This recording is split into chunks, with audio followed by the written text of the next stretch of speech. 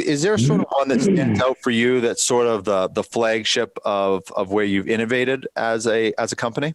I'd say we're most known globally for building, the world's finest fuel and lube trucks and water tank solutions for dust, suppression applications there.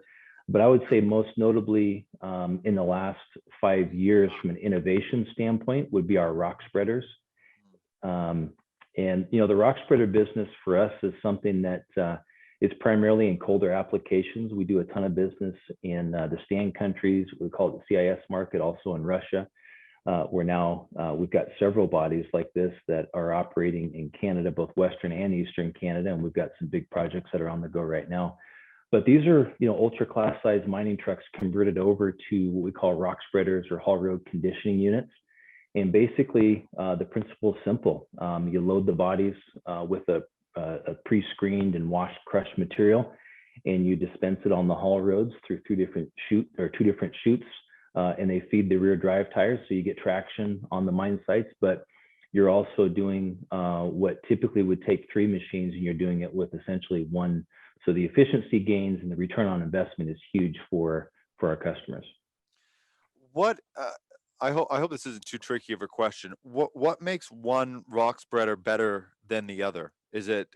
How do you standardize it? That amount it spreads, the efficiency that it that it delivers the material out, doesn't get clogged. Like, sort of, what is the standard of quality? Yeah, I'd say that a good question. There's a lot that factors into that. Like I said before, if you have the opportunity to eliminate 1 or 2 pieces of equipment that would typically be required to do a job, and you can handle it with 1, you've got less capitalized costs, you've got less, maintenance, you have less operators. And so the efficiency gains and the return on that investment start to calculate and scale pretty darn quickly. And so those are the things that we look at, but we always do a site evaluation with our customers. So we want to get onto the site, understand current practices. And sometimes our solutions aren't the right solution, for that particular customer. So we're not all things to everybody, but in those environments where they are maybe lacking in some of those efficiency gains, we want to bring those to them through our products. You're going to find some layman questions if you've ever watched any of the show. They do come up. Yeah. And I've got to wonder, that's attaching to a rock truck, obviously. So when that process starts, do they buy one specifically for what you're going to put on it, or do you have different sizes so that they have a rock truck that they're going to convert? Mm-hmm. Like, is there sort of a standard procedure? Yeah, for the most part, our bodies would go on, especially the rock spreaders would go on to an existing chassis that's at the mine site.